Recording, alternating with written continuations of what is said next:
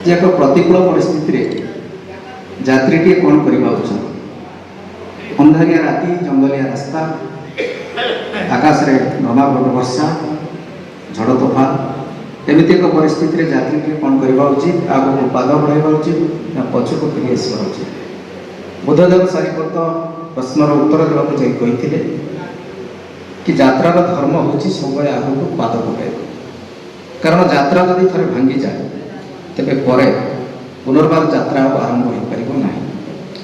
तो आपण मानक जो माने छात्र छात्री माने स्वप्न देखुचंती सेमानक स्वप्न को केबे चोरी हेबा पई दियंतु नाही। आपण माने भाबुथिबे जो कॉम्प्लेक्स फील करथिबे जे गोटे डाक्टर को केवल डाक्टर हे पारे, गोटे आईएएस रो पुओ बा झियो आईएएस हे पारे। एई सब भावना को नै आमे अनेक समय निजको सेई सब जिनिस रो ओहरे आनंदी।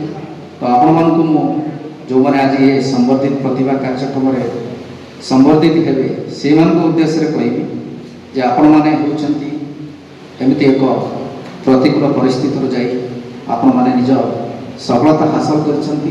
तो सेति भाई आपण मान को एठी डाके संवर्धित करा जाउची। तो आपण मान को भीतर से कॉम्प्लेक्स न रहबा उचित। आपण माने सब प्रतिकूल परिस्थिति रे बा ईगो का दर्शन को निज भीतर आपणैबा उचित।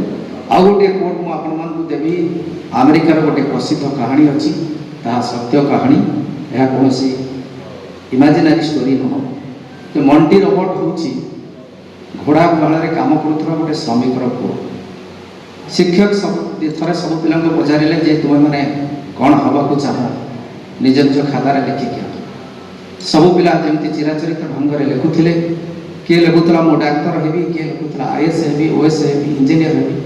कि मंटी रोबोट ता खातार लिखिक आनी 2 पृष्ठा संबलित एक लेखा लिखिक आनी जे मु गोटे घोड़ा फार्मर मालिक।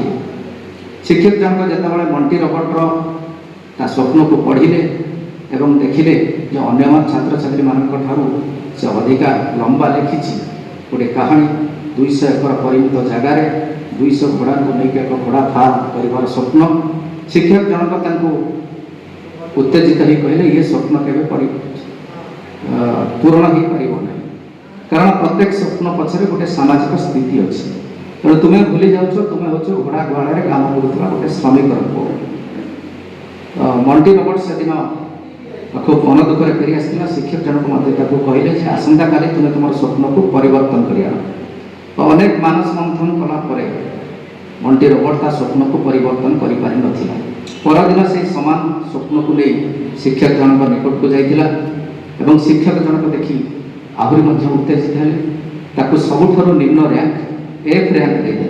अन्य पिला को जेतबेले A B C category rank दोथिले मंटी रोबोट को किंतु एफ रैंक देले। मंटी रोबोट निश्चित भाव में से अति निम्न रैंक जहाँ एफ रैंक को नहीं निज घरे ताकू फोटो बंदी करी टांगी देला एवं प्रत्येक दिन से एफ रैंक को देखुला। यापर हूँ तो अनेक वर्ष बीती जाइतिला। शिक्षक जनक अवसर नहीं जाइतिले एवं यापर आ मंटी रोबोट सहित तार शिक्षक साक्षात हो नथिला। किछि दिन पर शिक्षक जनक सहर उपकंठरे थिबा गोटे घोड़ा फार्म को बुलिबाकू जाइतिले। आ से घोड़ा फार्म को बुलिबाकू गला बेले घोड़ा फार्म मुख्य फटक गोटे ना को देखी से चमकी पड़ते आ से नाटी लेखा था मंटी रोबोटर ना। मंटी रोबोट को से जिते देखिले शिक्षक जनक ताको आलिंगन कर कहले जे तुम्हें सौभाग्य तुम स्वप्न को तुम्हें चोरी होगा देल नहीं। तेणु जीवन में आपण मैंने जहाँ भी स्वप्न देखुं निजर स्वप्न को केबे चोरी होगा दिंतु ना। मंटी रोबोटर कहानी जहाँ कहली बुद्धदेव कथा से भली जो जी अमेरिकार अमेरिकान मानकर सिविल सोसाइट्स पर सिविल राइट्स पर लड़ाई करुले। मार्टिन लूथर किंग आपण मैंने समस्त जानी से सब बड़े कहते try to fly in the sky if you can't fly try to walk if you can't walk try to crawl. आप सब बड़े उड़ापी चेष्टा करूँ यदि उड़ी पारना दौड़ापी चेष्टा करूँ यदि दौड़ी पारना चलवाई चेष्टा करूँ यदि चली पारना तेज घोषाड़ी होगी आग को जावाक सब चेष्टा करते। अर्थात सब आपण आग को बढ़ापी निजर इच्छा शक्ति मानसिक दृढ़ता ये सबको जदि आपण मैंने निज भितर रखिपारे निश्चित भाव में आप देखि स्वप्न को कहीं चोरी करें ना। उड़ान ये हूँ आपंकर गोटे उड़ान समय प्रत्येक उड़ा जहाज फ्लाइटर जमी गोटे उड़ान आरंभ हुए प्रत्येक सफल उड़ान गोटे सुरक्षित अवतरण आवश्यकता अच्छी। किसी दिन तले आप देखिए एयर इंडिया विमान क्रैश होती तार उड़ान सफलतम उड़ान हो पार बोली तार अवतरण सुरक्षित अवतरण हो पारा। तेणु आपण केतोटी कहानी जदि प्रभावित कर निश्चित भाव में आपण मैंने आपण जीवन में जो केवल आपन को गोटे प्रतिष्ठित भल चाकरी जे आपण जीवन शैली को परिवर्तन कर नुहे अन्य को प्रभावित करने आपण भितर गोटे मानविकतार आवश्यकता अच्छी। से कहुए what is different between people and human being.